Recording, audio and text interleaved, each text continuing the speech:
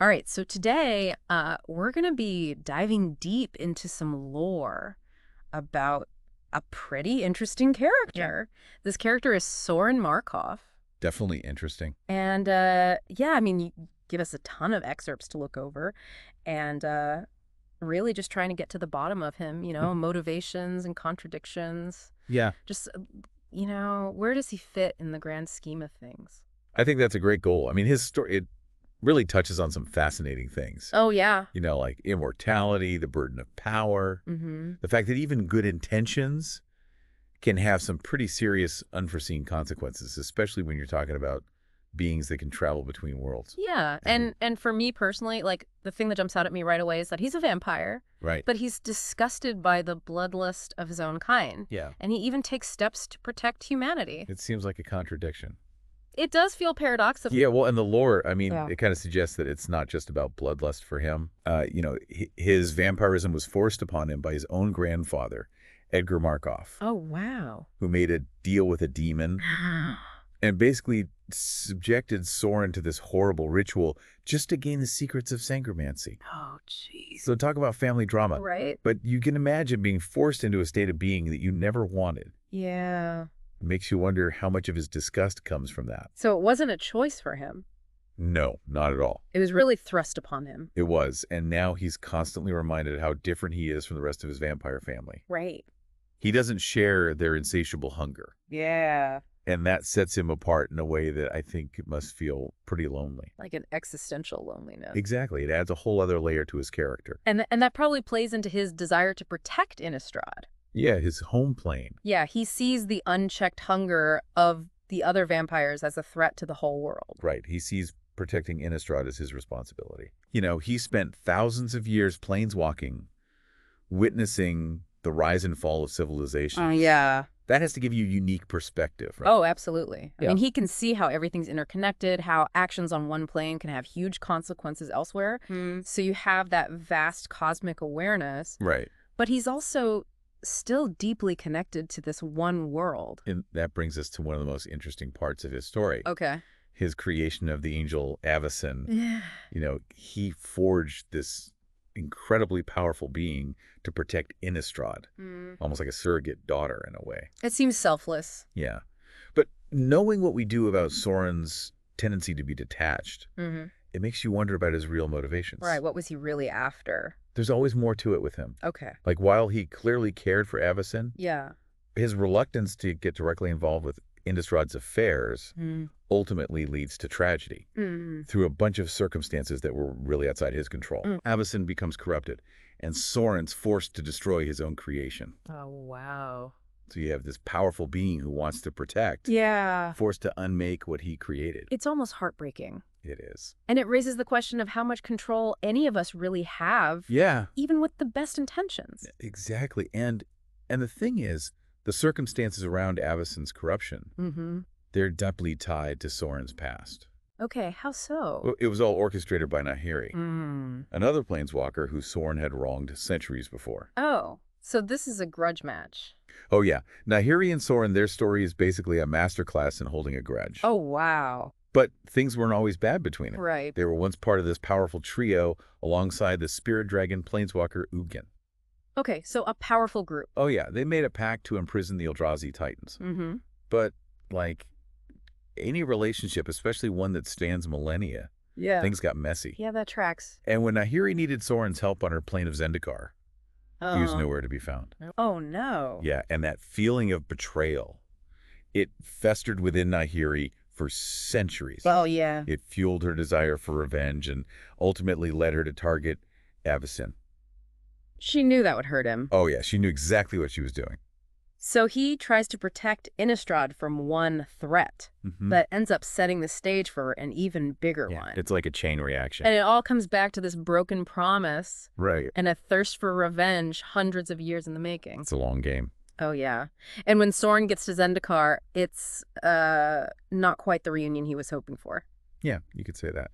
I mean, the world's falling apart, Ugin's missing, and Nahiri is, well, I'm guessing she's not exactly thrilled to see him.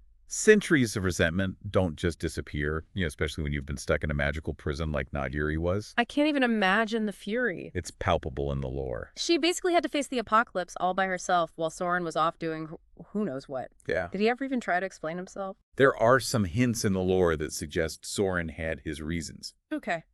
Maybe even other obligations on a grander scale. But whether those were justified or not, that's debatable. Yeah. Remember, this is a being who's seen civilizations rise and fall. Yeah. He operates on a time scale that most beings can't even fathom. So maybe a few centuries to him is like a blink of an eye? Could be, but it doesn't change the fact that Nahiri felt abandoned. Right. Betrayed by someone she considered an ally. And that betrayal, it really colors their whole interaction on Zendikar. Oh, absolutely. Sorin's just focused on containing the Eldrazi threat. Yeah. He's pragmatic almost to the point of ruthlessness. So he's not there to apologize. No, he's not there to reminisce. He's there to fix a problem. Which brings us to another fascinating character in all this, Nissa Ravain. Oh, yeah. She's an elf planeswalker, and she's deeply connected to Zendikar's soul, and she has very different ideas about how to handle the Eldrazi. Right. Nissa believes that they can be repelled, sent back to the blind eternities where they came from. So not just imprisoned? No. She sees them as a force of nature, something that can be redirected. Interesting. Rather than something to be locked away like Sorin and Ugin did all those years ago. And this clash of ideologies, it leads to a pretty pivotal moment. Definitely a turning point.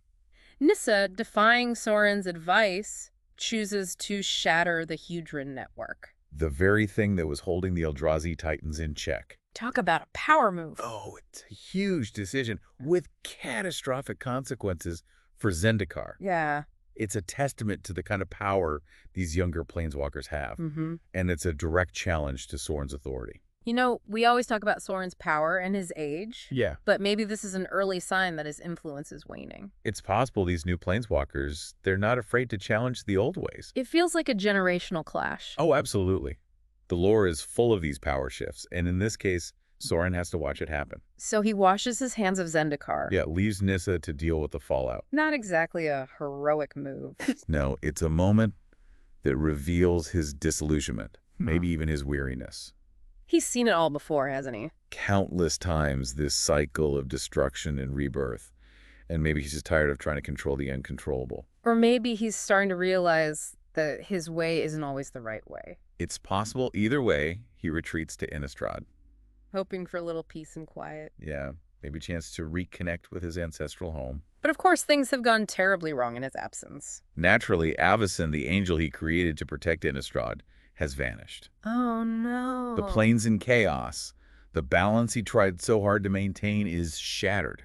And let's not forget Nahiri. Oh, yeah, she's not trapped in the Hell Vault anymore. How does she even escape? The lore is a little vague on the details, but the timing's pretty significant. Okay. It coincides with the release of the Eldrazi Titans on Zendikar, almost like those events were connected. Like she drew power from the chaos. It wouldn't be the first time a planeswalker's been empowered by a major event. So while Sorin was dealing with the fallout on Zendikar, Nahiri was orchestrating her revenge on Innistrad. She went right for his heart, targeted Avacyn knowing it would devastate him. She wasn't just trying to defeat him. No, she wanted to break him. It was a calculated attack meant to exploit his weaknesses. To expose the flaws in his plan to protect Innistrad. Exactly, and it works. Yeah. The lore really paints this picture of Sorin as desperate, vulnerable, lashing out at anyone who gets in his way as he searches for Avacyn. He has to face the fact that his attempts to protect Innistrad have backfired. It's a harsh reality. His own bloodlines turned against him. The institutions he helped create are crumbling.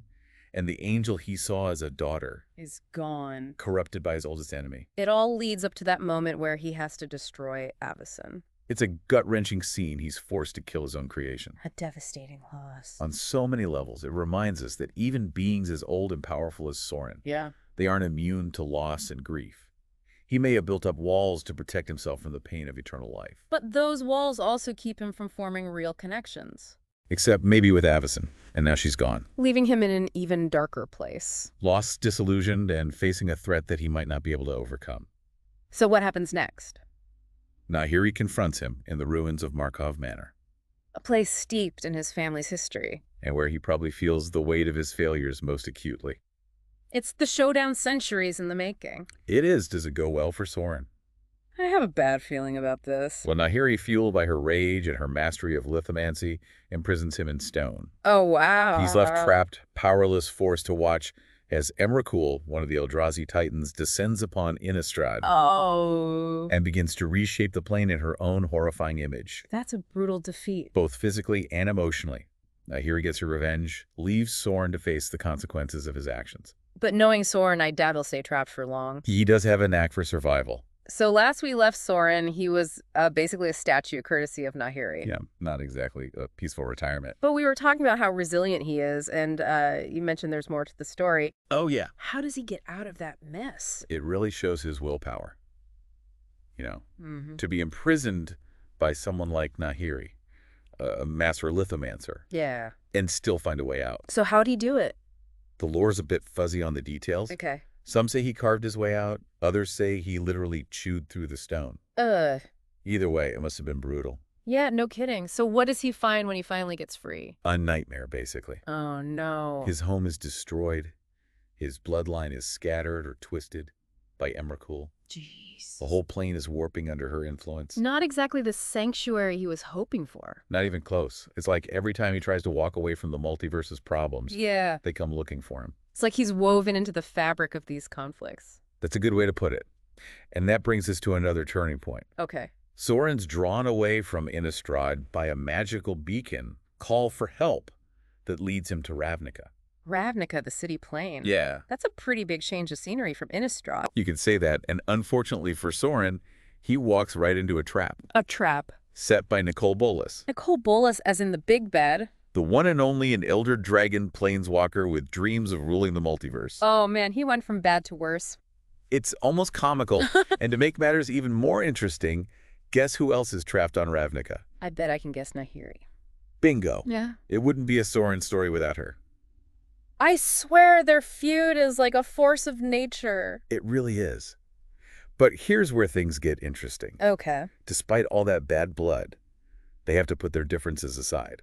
To fight Bolas. Exactly. They realize that he's a threat that's bigger than their own little war. Yeah, if he wins their grudge match, doesn't matter anymore. Doesn't matter at all. So they team up with other planeswalkers, including the Gatewatch, to protect the multiverse. The Gatewatch, the heroic planeswalkers. Yeah. It's strange to picture Sorin fighting alongside them. It is an unlikely alliance, but one born out of necessity. And, it shows a different side of Sorin. Despite all his cynicism and detachment, he can be moved to fight for something bigger than himself. So what happens to him after Bolas is defeated? Does he finally get some peace and quiet? He does go back to Innistrad, but he's not the same. How so? The events on Ravnica changed him fighting alongside others like that. It seems to have humbled him a bit. So is this the start of his redemption arc? It's not that simple.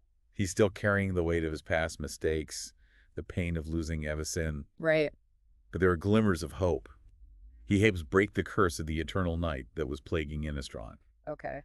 And he even teams up with the Gatewatch again to stop his grandfather from marrying Olivia Voldaren. His own grandfather. That's, It's awkward. to say the least, but it shows a real shift in his character. Yeah, he's choosing to act against his own bloodline for the sake of Innistrad, putting the needs of the plane above his own family.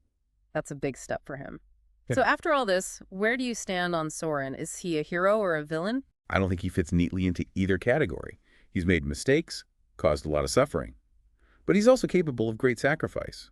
He's burdened by his long life, always questioning his purpose. Yeah. He's a complex character that reflects the complexities of existence, and I think that's what makes him so interesting. It's a reminder that none of us are just good or evil. We're all capable of both, and the choices we make determine which side wins out. Well said. And as for Sorin, his story isn't over. He's still out there making choices that will affect entire worlds. So to everyone listening, Sorin's journey is a reminder that we all have the capacity for both darkness and light. What choices will you make? How will your actions shape the world around you? These are questions worth thinking about, especially as we navigate our own complex realities.